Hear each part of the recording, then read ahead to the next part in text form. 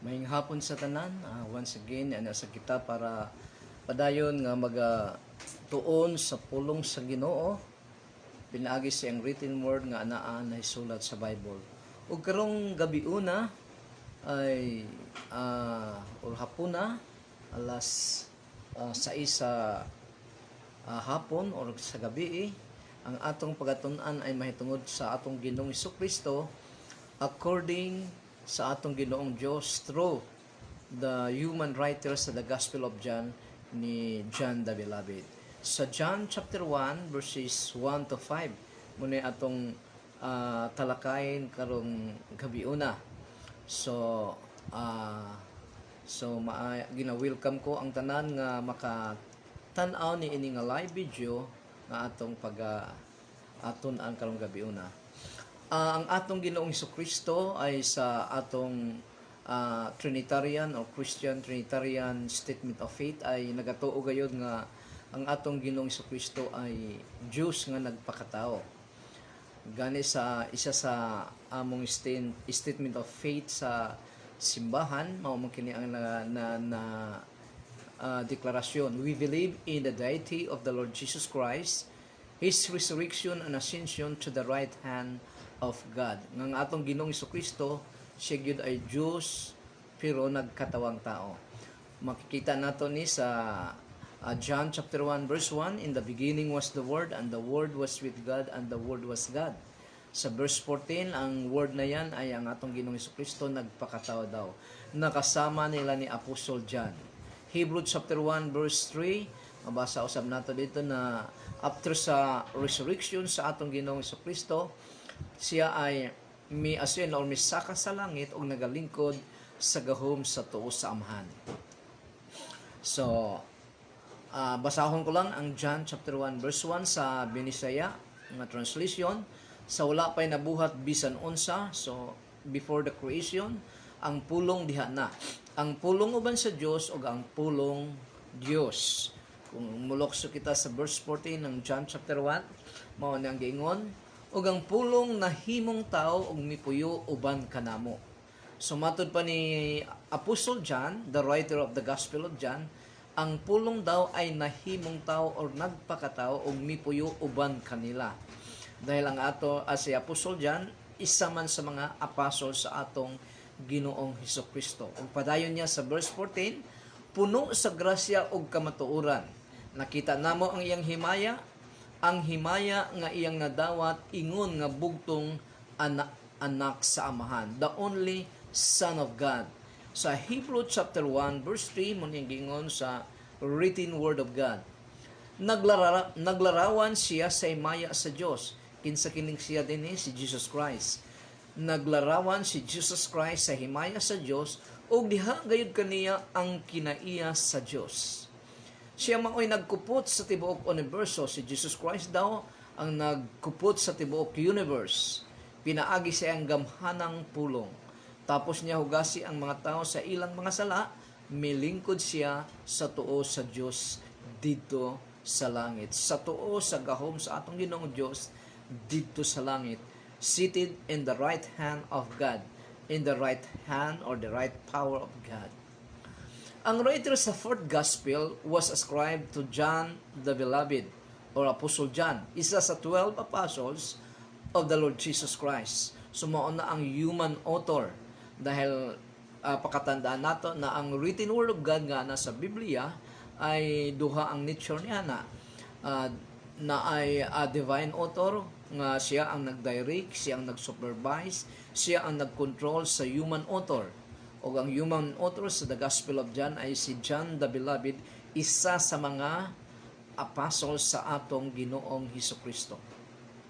O kung tanaw nato ang purpose sa human author ni Apostle John in writing this book is to take his recipient sa iyang gisulatan ngadto sa pagtuo sa atong Ginoong Hesukristo. Muna iyang purpose nga ang iyang gisulatan malig-on, madala sila gyud sa lig-on nga pagtuo mahitungod sa atong Ginoong Hesukristo. Ahanin nato mabasa sa John chapter 20 verses 30 to 31. John chapter 20 verse 30 to 31. Mao ning gingon. Sa verse 30, og daghan pang mga milagro nga gibuhat ni Hesus.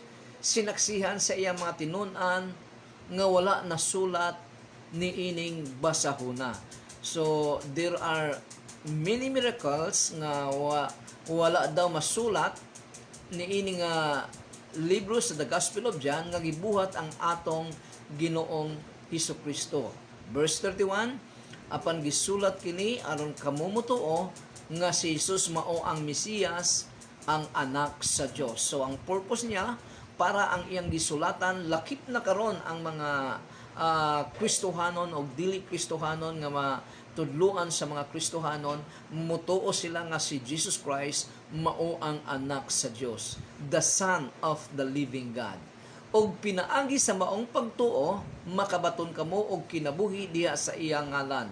So gumikan sa pagtuo sa usa ka tawo, makabaton magkaroon kining tawhana og kinabuhi nga walay katapusan. Makabaton kamo og kinabuhi diha sa iyang ngalan. So eternal life ay anaa lamang sa atong Ginoong Hesukristo, matud pa ni Apostol John diha sa purpose niya sa pagsulat sa The Gospel of John. Kung ikaw ay pangutan-on sa imong point of view, kinsa si Jesus Christ? Is He a good man? Siya ba ay maayong tao lamang? Kung imong pangatan-on ang mga Parisiyo sa iyang kapanahonan, ang mga religious leaders sa iyang kapanahonan, and the scribes, mga banggiitan nga mga scribes sa pulong sa Ginoo sa iyang kapanahonan, kung imo silang pangutan-on, He is not a good man. Dili mayong tao si Jesus Christ sa ilang mga mata. Kay mauni ang nahisulat sa Mark chapter 3 verse 22. Matod pa din unya ang pipila ka mga magtutudlo sa balaod, the scribes, nga nangabot gikan sa Jerusalem ingon, anaa kaniya si Beelzebul. Kinsa ba kini si Beelzebul? Matod pa din ang pangulo sa mga yawa mao'y naghatag kaniya gahom sa paghingilin sa mga yawa. So si Beelzebul ang pangulo daw, the leader of the demons. Siya ang pangulo sa mga yawa nga naghatag daw og gahom kay Jesus Christ, mao kanang si Jesus Christ nakabuhat og mga milagro. So sa imong tan-aw, kinsa ba si Jesus Christ? Sa imong mga mata, sa mga mata sa mga Parisiyo, sa mga mata sa mga scribes, siya ay yawa. So dili tanang tao nakakita sa atong Ginoong Hesukristo nga gamhanan, anak sa Dios, maayong tao o maluluyon, dahil ang uban tan-aw nila ay yawa ang atong Ginoong Hesukristo sa iyang kapanahonan. Karon daghang gyapon mga tao nga dili gatuo, wala mo tuo sa atong Ginoong Hesukristo, o ang ilang tan-aw sa atong Ginoong Hesukristo ay foolish daw. Ang uban naman ay simple lang nga tao. Ang uban ay great teacher. So atong tan-awon din kung kinsa bagid ang atong Ginoong Hesukristo according to the writer or to the human author nga sa pulong sa Ginoo sa The Gospel of John. Siya ba ay propeta or isa sa mga persona sa Triune God? Isa sa mga person of the Triune God. So atong tan-awon karon. Matod pa sa John chapter 5 verse 18, dinhi si Jesus Christ ay gipaila ni Apostol John bilang anak sa atong Ginoong Dios. Matod pa dinhi, tungod niini misamot hinuon ang tinguha sa mga kadagkuan sa mga Hudiyo sa pagpatay kaniya, kinsa ning kaniya si Jesus Christ.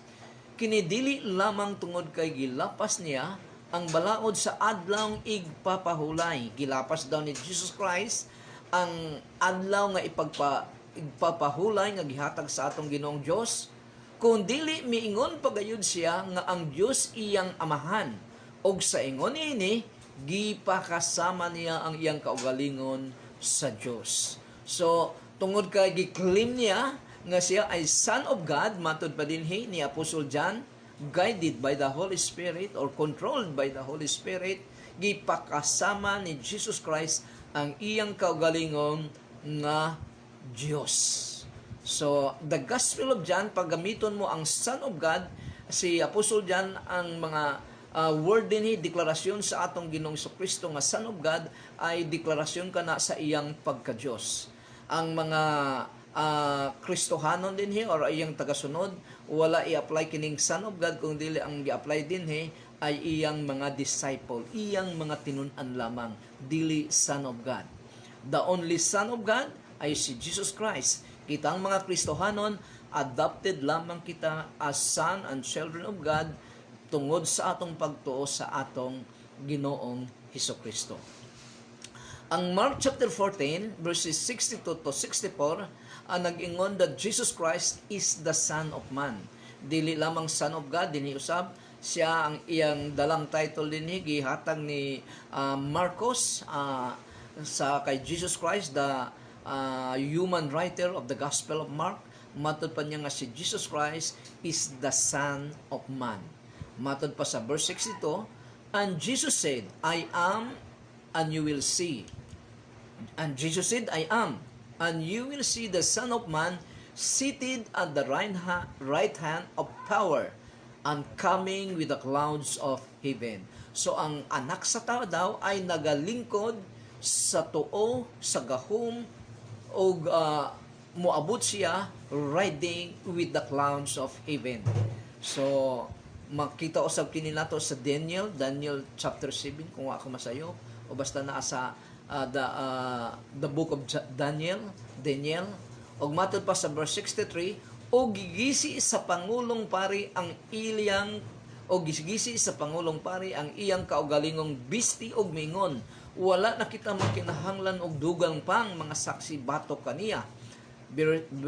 Verse 64, nadungog ninyo ang iyang pagpasipala sa Dios unsa may inyong hukom, og mihukom silang tanan nga sad-an siya ug angay gayong patyon.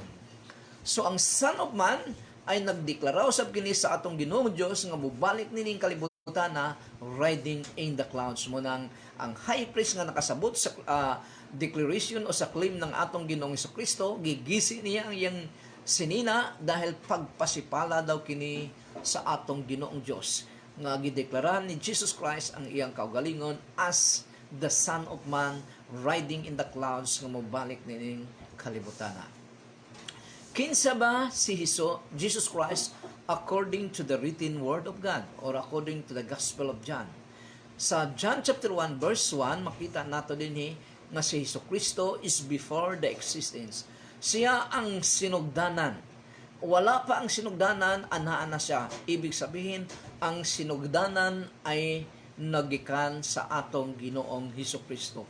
According to John chapter 1 verse 1, mo ani ang gingon, in the beginning was the Word. In the beginning was the Word, and the Word was with God, and the Word was God. So, in the beginning was. So, ang word na was ay past tense na siya. Past tense. So, in the beginning, ana ang sinugdanan, pero si Jesus Christ before pa sa sinugdanan. In the beginning was the Word. Was is the key word which relate before the beginning. Nga ang atong Ginoong Jesucristo wala pa'y sinugdanan, ana siya dahil Diyos man siya, nagkatawang tao lamang. Jesus Christ was already before the existence, og ang beginning nag-exist diha sa atong Ginoong Jesucristo. Kung gani atong tan-awon ang John chapter 1, sa verse 3 lamang ang creation dimension din ni Apostol John. Matod pa sa verse 3, pinaagi kay Jesus Christ, kibuhat sa Dios ang tanan og walay bisan usa sa tanan nga nabuhat nga dili pinaagi kaniya. So may pagpananaw ni Ma'am Cathy Jane sa Opol Police Station. So may hapon Ma'am Cathy. So matod ba din pinaagi kay Jesus Christ, pinaagi kaniya, gibuhat sa Dios ang tanan og walay bisan usa sa tanan nga nabuhat nga dili pinaagi kaniya. So walay creation nga gi-create sa atong Ginoong Dios nga nahimo kung wala ang atong Ginoong Hesukristo, because Jesus Christ is before the foundation of the world, before the beginning, before sa existence. Gani sa creation sa atong Ginoong Dios, dito sa Genesis chapter 1, mingon man ang atong Ginoong Dios, Now let us make man in our image after our likeness. Buot kasabot, may kausap dito ang atong Ginoong Dios, ang Dios Amahan, nga walang iba kung dili ang atong Ginoong Kristo o ang Espiritu Santo, dahil din sa the Gospel of John chapter 1 verse 3, matod pa din sa creation ay ana-ana ang atong Ginoong Kristo o gumikan kay Ginoong Kristo, gibuhat sa Dios ang tanan nga iyang gibuhat. Sumuna nga Jesus Christ is with the Father. Ana na siya, kauban na siya sa Diyos Amahan before the beginning. Jesus Christ is with the Father before the beginning. Ato nang mabasa sa John chapter 17 verse 5. John chapter 17 verse 5, mao ni ang giingon. Ang atong Ginoong Kristo din nag-ampo sa amahan. Matod pa niya, karon amahan, pasidunggi ako diha sa imong presensya, pinaagi sa dungog nga akong gihuptan uban kanimo, sa wala pa buhata ang kalibutan. Before the foundation of the world, ana-ana ang atong Ginoong Kristo, ug aduna na daw siya honor, aduna na siya dungog, ug matod pa din nga pinaagi sa dungog diha sa imong presensya. Balikon ko lang pagbasa ang verse 17 mo ning gingon, karon amahan, pasidunggi ako diha sa imong presensya, pinaagi sa dungog nga akong gihuptan uban kanimo, with the Father, sa wala pa buhata ang kalibutan. Before the foundation of the world, ana-ana ang Jesus Christ, ang atong Ginoong Kristo, kauban sa Dios Amahan. Pero lahi nga persona si Jesus sa Dios Amahan. Mao ni ang misteryo sa Trinitarian belief. Mao ni ang mystery sa Trinity nga tudlo nga teaching. Muna nga dili nato mabasa sa Bible ang Trinity, pero klaro kaayo nga ang Dios ay nalangkuban sa triune persons, Father, Son, and Holy Spirit. O gani sa usa ka klaro tataw nga paghulagway ni Apostle John o Matthew, Mark o Luke, apil na si Apostle John, makita man nato sa baptism sa atong Ginoong Kristo nga gibaptize si Jesus Christ ni John the Baptist. Anaa ang Espiritu Santo nga nag-anyog kalapati nga mitugdon daw bandang uluhan o anaa sa bandang uluhan ni Jesus Christ, ug ang tingog usab sa God the Father nga atoa sa langit. Mabasa ni nato kung wa ko masayop sa Matthew chapter 3 verse 17. So lahi nga person si Jesus. Manang sa atong mga baptism nga ginagamit, I baptize you in the name of the Father and of the Son and of the Holy Spirit. John chapter 1 verse 1, sa wala pa'y nabuhat bisan unsa, ang pulong or si Jesus Christ diha na. Ang pulong uban sa Dios ug ang pulong Dios. So klaro kay din nga si Jesus Christ ay uban sa Dios, hiwalay, laing persona. Ang pulong uban sa Dios ug ang pulong Dios mismo. Ang pulong uban sa Dios, meaning Jesus Christ, is not the Father, as Psalm teaches 8. So dili siya ang Dios Amahan. Ang Dios Amahan ato sa langit, wala nagkatawang tao. Si Jesus Christ, Dios nga nagpakataon ining kalibutana, ug siya ang namatay sa krus ng Kalbaryo para ang mga matao nga motuo kaniya madala niya ngadto sa puloy-anan sa atong Dios Amahan. Ug ang Espiritu Santo si Jesus Christ wala na ning kalibutan karon, dahil after 40 days after his resurrection, misaka siya ug nagalingkod sa gahom sa tuo sa Amahan, ug ang gibilin niya dinhi sa kalibutan para mag-uban sa mga Kristohanon, nga mga guide sa mga Kristohanon, magatabang sa mga Kristohanon ay ang Espiritu Santo, the third person of the Holy Trinity, ang Espiritu Santo. Ang Espiritu Santo daw ang magagiya, magatudlo sa mga Kristohanon, mahitungod kaniya og sa Dios Amahan. Sumuna nga, He is with the Father in the beginning, and the essence of the Father is in Him. Anaa sa atong Ginoong Hesukristo. Matod pa sa atong Ginoong Hesukristo, sa tubag niya kay Thomas, hindi si Thomas, si Philip, dahil miingon si Philip, naghangyo sa atong Ginoong Hesukristo nga, kung mahimo, igo na kanamo nga makita namo ang Amahan. So, muna ang tubag sa atong Ginoong Kristo sa John chapter 14, verse 9 sa hangyo ni Philip.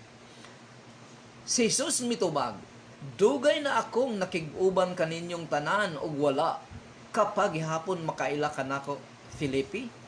Ang nakakita kanako, nakakita usab sa Amahan. Busa nganong nag-ingon ka man, ipakita kanamo ang Amahan. So si Jesus Christ is the exact representation of the Father. Kung unsa ang Diyos Amahan, gamhanan ang Diyos Amahan, eternal ang Diyos Amahan, omniscient, nahibaw-an niya ang tanang butang, omnipresent, bisag asa ang anaa ang Diyos, mausab ang atong Ginoong Hesukristo. He is the exact representation of God the Father according to Hebrew chapter 1 verse 3. Siya gyud ang kung unsa ang Amahan, maugayod si Jesus Christ. Ang word nga pulong is logos in Greek, sa Greek word. Balikon ko, nga mo balik man ta usay sa Greek, dahil ang New Testament is written sa Greek nga sinultian. Dahil ni anang kapanahon na sa 1st century AD, ang bansang Israel ay nakonquer na sa Roman Empire. Bisag ang mga Greko ay una pa sa Roman Empire, gani ang nagkonquer nini ang Roman Empire man, pero ang ilang sinultian mao ang gigamit sa kapanahunan sa atong Ginoong Kristo ug sa mga apostles. Ang sinultian sa Roma, ang universal nga gigamit nila nga sinultian ay ang Grego. Mao kanang hinungdan nga gipasulat sa atong Ginoong Dios through the human writer of the gospel o mga New Testament writer nga Grego gyud ang gigamit para sa tibuok Roman Empire, na sasakupan sa Roman Empire ay masabtan ang pulong sa Ginoo. So kung mubalik ta o say mubalik kita sa Grego para sa original mai-transfer sa English. So manang ang word nga pulong is logos in Greek, as the word reveals the invisible thought of God. So the living word reveals the invisible God. Siya ang hulagway o nag-reveal sa dili makita nga Dios, ang atong Ginoong Hesukristo ang nagpakita o nagdeklara o basta nagpakita sa dili makita nga Dios. How do we know nga ang pulong sa John chapter 1 verse 1 ay si Jesus Christ? Muna akong gingon kanila, nabasa na nato ni, basahon talag otro. Kung mulukso kita sa John chapter 1 verse 14, mao ni ang gingon, og ang pulong nahimong tao og mipuyo uban kanamo. According ni Apostle John or John the Beloved, who is the human author of the Gospel of John, si Jesus Christ daw ang pulong kauban sa Dios sa chapter 1 verse 1, nahimong tao daw, nagpakatao og mipuyo uban kanila. Kauban nilang nagkinabuhi nga tao. Puno sa grasya ug kamatuoran ang pulong si Jesus Christ. Nakita namo ang iyang himaya, ang himaya nga iyang nadawat ingon nga bugtong anak sa Amahan, the only Son of God. Si Jesus Christ is the only Son of God. Balikon ko, we Christians is children of God through Jesus Christ. We are adopted children of God, child of God, pinaagi sa atong pagtuo sa atong Ginoong Hesukristo. Munang naaginay mga sa title ni Jesus Christ, naaginay the only Son of God. Jesus is God and equal with God the Father. John chapter 1 verse 1, maugyapon ng John chapter 1 verse 1. Ang pulong uban sa Dios o ang pulong Dios. John chapter 1 verse 2, kauban sa Ginoong Dios ang Ginoong Hesus sukad pa sa sinugdan. Matod pa sa verse 2, sukad pagayod sa sinugdan ang pulong uban sa Dios. Jesus Christ is equal with God the Father. He is the exact image of the Father. Munang akong giingon kanina, exact representation sa Dios Amahan nga dili makita. Dahil wala magpakita ang Dios Amahan, dahil kinsa daw ang tao nga makita sa Dios Amahan ay dili mabuhi, mamatay siya. Ang Diyos Amahan nagpakita kay Moses, pero gitakpan ang si Moses sa kamot sa Diyos Amahan, ay siya milabay, o ang nakita ni Moses ang likod na lamang sa Diyos Amahan. Dito sa Exodus chapter 34, kung ako masayop, so dito na mabasa nato. Matod pa sa Hebrew chapter 1 verse 3, naglarawan siya sa himaya sa Diyos. Si Jesus Christ daw ay naglarawan. Sa English niya, sa NIV, Jesus Christ is the exact representation of God. Sa Binisaya, naglarawan siya sa himaya sa Diyos, o diha gayud kaniya ang kinaiya sa Diyos. Siya maoy nagkupot sa tibok universo, pinaagi sa iyang gamhanang pulong. Kung wala ang atong Ginoong Jesucristo nga nagkapot sa tibok universe, ang mga planeta, ang mga bituon sa universe ay nagbangga-bangga na naa. O ang mga asteroids ay mibangga na sa kalibutan. Pero salamat sa Ginoo dahil ang atong Ginoong Jesucristo nga nagkupot niini, mao ang atong Ginoong Dios nga nagluwas kanato, wala niya hayai o wala niya pasagdi, do nagoy mga dalan ang mga planeta, ang mga bituon nga dili sila magbangga-bangga. Tapos niya hugasi ang mga tao sa ilang mga sala, milingkod siya sa to sa Dios didto sa langit. Giklaim ni Jesus or ni Jesus Christ sa John chapter 10 verse 13 nga that He and the Father are one. He and the Father. Ako ug ang Amahan usara. So, Jesus Christ ay kauban sa atong Ginoong Dios. Sa John chapter 1 verse 3, si Jesus ang magbubuhat sa tanang butang. He is the creator of all things. Ang atong Ginoong Jesucristo. Matod pa sa the Gospel of John chapter 1 verse 3. Pinaagi kaniya gibuhat sa Dios ang tanan ug walay bisan usa sa tanan nga nabuhat nga dili pinaagi kaniya. Without Jesus Christ, there is no created things nga gi-create ang atong Ginoong Dios. Kay mauna ang gisulti dinhi sa atong Ginoong Dios through Apostle John, is the human author of the Gospel of John. Nga dili pinaagi kaniya is clearly understood that creation begins in Him, kay Jesus Christ. And the teaching of Jesus Christ as created being sa Jehovah's Witness ay direct assault kang Jesus Christ ug niini nga passage. So kung created si Jesus Christ, dunay gi-create ang Ginoo nga wala si Jesus Christ. So matod pa sa atong gibasa, walay gi-create ang Ginoo kung wala si Jesus Christ, dahil ang creation sa Ginoo pinaagi man kay Jesus Christ. For sure, Jesus Christ and the Holy Spirit is involved in creation with the Father. According to Genesis chapter 1 verse 26, man akong gingon kanina, matod pa sa atong Ginoong Dios, unya mingon na usab ang Dios. Buhaton nato ang tao sama sa atong dagway. Buhaton nato. Let us made man, let us. So, plural na siya. Kining nato, plural ni siya. Buhaton nato ang tao sama sa atong dagway. Kinsa nag-istorya dani? Ang God the Father. Matod pa sa Job 33 verse 4, Job 33 verse 4, ang Espiritu sa Dios maoy nagbuhat kanako o naghatag kanako kinabuhi. So, dinhi sa Job 33 verse 4, makita nato nga ang Espiritu Santo daw ang mibuhat kan Job o naghatag kaniyang kinabuhi. Sa John chapter 1 verse 3, walay creation ang atong Ginoong Dios kung wala si Jesus Christ. So kinsay kausap sa atong Ginoong Dios sa Genesis chapter 1 verse 26, ang atong Ginoong Jesucristo o ang Espiritu Santo. Kung wala ang Ginoong Hesus, there were no created things. Mabasa usab kini nato sa Colossians chapter 1 verse 16. According to Apostle Paul, the human author of the epistles of Colossus, mauni iyang giingon. Kay pinaagi kaniya, kinsaning kaniya kay Jesus Christ. Kay pinaagi kaniya, gibuhat sa Dios ang tanan nga atoa sa langit. Og ania sa yuta, atoa sa langit ug ania sa yuta, gibuhat sa Dios.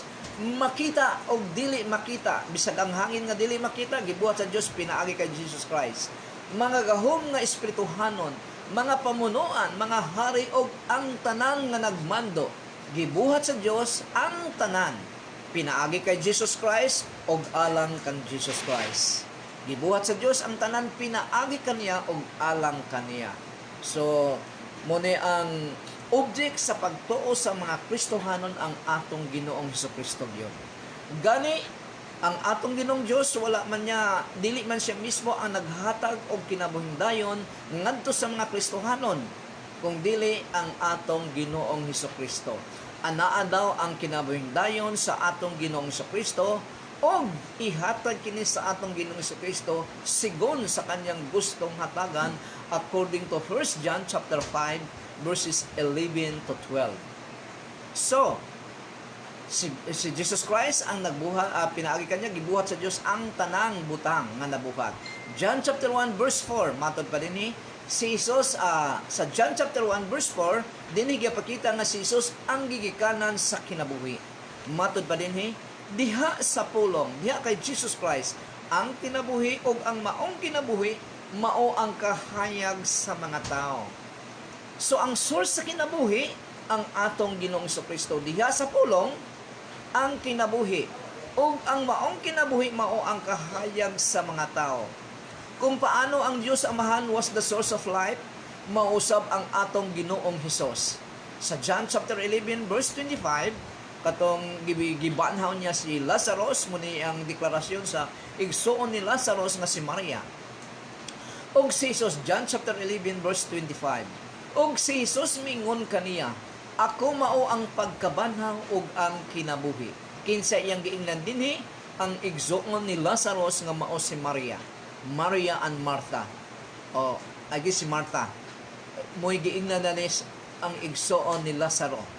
So, matod pa ni Jesus Christ, ako mao ang pagkabanhaw. He is the resurrection ug ang kinabuhi and the life. I am the resurrection and the life. Matod pa ni Jesus Christ sa English nga pinulungan. Ang nagtuo kanako, so ang susi, ang pagtuo. Ang nagtuo kanako, bisan tuod mamatay. Physical man siyang mamatay, mabuhi siya.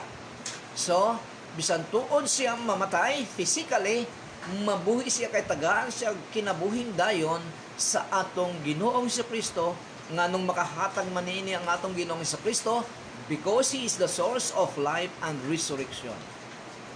Ang Diyos Amahan sa New Testament never directly give life to men, but He gave this to Jesus Christ. So, muning akong gingon kanina sa 1 John chapter 5 verses 11 to 12. Matod pa din sa 1 John chapter 5 verses 11 to 12, ang pagpamatuod mao kini. Ang Diyos naghatag kanato sa kinabuhing walay katapusan. God give us eternal life. Og anaa kini sa iyang anak. Asa daw ang kinabuhing walay katapusan? Anaa kay Jesus Christ. Verse 12. Ang midawat sa anak may kinabuhing walay katapusan. Apan ang wala mo dawat sa anak sa Dios, wala makabaton sa maong kinabuhi.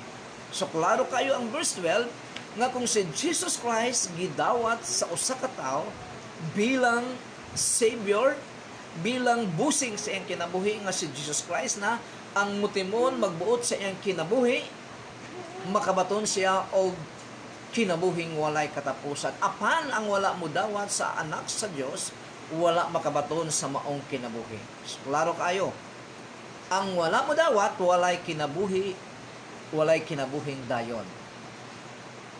I-resurrect man siya sa atong Ginoong Diyos, papunta siya sa impyerno. Ang midawat sa atong Ginoong Hesukristo, may kinabuhing dayon. I-resurrect siya sa atong Ginoong Diyos, muadto siya sa balay sa atong Amahan nga ato sa langit.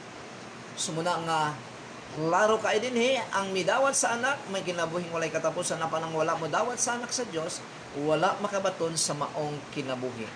Daghang mga tao, apil na ang ubang mga Kristahanon, nga gusto lamang nilang mudawat sa atong Ginoong Hesukristo as personal Savior, mangluluwa sa ilang kinabuhi, pero hindi sila gusto nga si Jesus Christ mahimong hari, busing sa ilang pagkatao. Dili kompleto. Ang importante nga siya ang mag-role. Kung unsa ang gusto sa atong Ginoong Hesukristo, siya ang masunod sa imong kinabuhi. Kung nag-ingon ang atong Ginoong Diyos, through Jesus Christ, nga ang Domingo sa mga Kristohanon, mao ning adlang igpapahulay, para siya ay simbahon, dili mauna ang pag-adto sa beach, dili mauna ang pag-adto sa SM, sa mga mall nga mga sikat. dili mauna ang mag-adto sa mga sabungan, dili mauna ang mag-adto sa mga party. Ngani ang Kristohanon dili naman mo adto sa sabungan na walay Kristohanon nga sugarol. Ang mauna gayon ay mo adto sa balay simbahan kauban ang mga Kristohanon para i-celebrate ang atong Ginoong Dios, ang atong Ginoong Hesukristo kauban ang mga Kristohanon. Celebration. Dili mo simba, celebration. Nga naman, ang pagsimba sa mga Kristohanon ay gikan sa Lunes paingon sa Domingo. 24/7 ang pagsimba sa mga Kristohanon. Ang Domingo, mao lamang ang celebration sa mga anak sa Dios para ang ubang mga Kristohanon makauban nila, i-celebrate nila ang pagkamaayo, ang pagkagamhanan sa atong Ginoong Dios sa atong mga kinabuhi.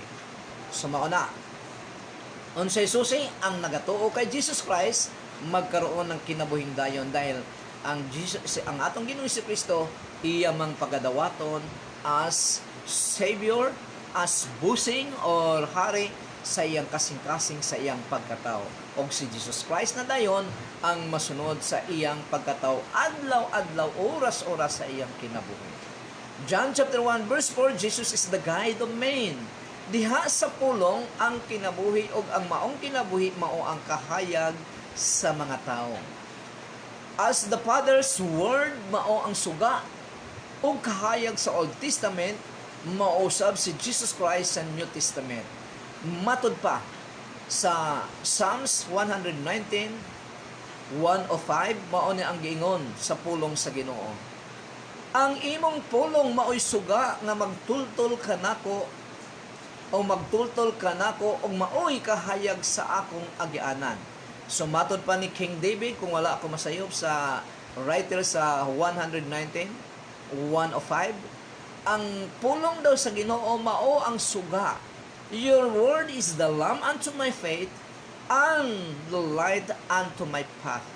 So mauna ang pulong sa Ginoo, mauna nga ang pulong sa Ginoo mao ang atong basehan sa adlaw-adlaw nga pagkinabuhi nato ni ining kalibutan na mao na ang atong guide. Ug sa New Testament naman sa John chapter 8 verse 12 mao ni ang giingon sa atong Ginoong Hesukristo. Onya si Jesus mingon usab sa mga Pariseo, ako mao ang kahayag sa kalibutan. Ang mosunod kanako dili na gayud maglakaw diha sa kangitngit kun dili makabaton hinuon sa kahayag sa kinabuhi. Paano ba naging kahayag si Jesus Christ sa kinabuhi sa usa ka tawo? Tungod sa iyang pagtulunan. Paano ba nahimong kahayag ang atong Ginoong Dios, ang God the Father sa Old Testament? Pinaagi sa iyang written word sa Old Testament. So dili gina magbulag si Jesus Christ og ang God the Father. So dinhi nata sa John chapter 1 verse 5. Jesus, matod pa din sa John chapter 1 verse 5, gipakita din ang pagkagamhanan sa atong Ginoong Hesukristo as the light of the world. As the Father is almighty, so the Son who seated in the most powerful place in heaven. So balikon ko ang Hebrew chapter 1 verse 3, naglarawan si Jesus Christ sa imaya sa Dios og diha gayud kaniya ang kinaiya sa Dios. Siya maoy nagkubot sa tibuok universo pinaagi sa iyang gamhanang pulong. Tapos niya hugasi ang mga husband. Ay, okay, may balik ng internet, medyo nawala ta. So, naglarawan sa himaya sa Dios og gihagay kaniya ang kinaiya sa Dios. So, tapos niya hugasi ang mga tao sa ilang mga sala, milingkod siya sa tuo sa Dios didto sa langit. Milingkod daw si Jesus Christ sa tuo sa Dios didto sa langit. So unsay bot pasabutan ning milingkod siya sa tuo sa Dios didto sa langit? Gilingkuran ba niya ang kamot sa Dios sa Amahan didto sa langit? Ang boti pasabot nini, nagalingkod siya sa gahom sa Amahan didto sa langit. Right hand of God. Ang right hand of God is speaking sa power sa atong Ginoong Dios. Sa ang atong Ginoong Hesukristo milingkod sa gahom sa Dios didto sa langit. Ang Ginoong Hesus nag-promise that whoever overcomes will be like Him, seated in the heavenly places. Matod pa sa Revelation chapter 3 verse 21, ang mudaog patuparon ko paglingkod sa akong trono, ingon nga gipalingkod ako tupad sa akong amahan diha sa iyang trono, tungod kay midaog man ako. So ang mga Kristohanon nga mga faithful nga mga Kristohanon, submissive gayon sa written word of God sa atong Ginoong Kristo, ay muliwat ngayon sa atong Ginoong Kristo, o pag-atubang nila sa atong Ginoong Kristo, pag-atubang nato sa atong Ginoong Kristo, doon na kita'y lingkuranan kasama ang atong Ginoong Kristo. Kay mao na iyang promise ka nato. Mao kini ang atong Ginoong Hesus, God, Creator and Savior to His creation. Labi na sa atong mga Kristohanon. Matod pa sa Romans chapter 8 verses 22 to 23, according to Apostle Paul, guided by the Holy Spirit, nasayod kita nga hangtod karon ang tibuok kalibutan nag-agulo tungod sa kasakit sama sa babae nga nagbati. 23. Apan dili kay ang kabuhatan lang ang nag-agulo, kung dili lakip kita nga nagbato na sa Espiritu ingon nga unang gasa sa Dios. Nag-agulo kita samtang nagpaabot kung kanusa sa gupa nga mga anak sa Dios o kanusa luwasa sa higpit. Kitang mga Kristohanon ay luwas na kita, pero ang atong kaluwasan dili pa hingpit. Sa pagbalik sa atong Ginoong Kristo ay pamahimpit ang atong kaluwasan. So maunang pinaka-blessed, pinakamalipayong adlaw sa tanang mga Kristohanon sa second coming sa atong Ginoong Kristo. Ngano man, wala na'y kasakit o ang complete nga kaluwasan ihatag sa atong Ginoong Dios kauban ang atong Ginoong Kristo. Muna nga, ang hingpit nga kaluwasan gipaabot pa sa tanang mga Kristohanon. Ngunit ang dili mga Kristohanon nga nag-reject sa atong Ginoong Kristo, pinaagi sa wala nila pagsunod sa iyang pagtulunan,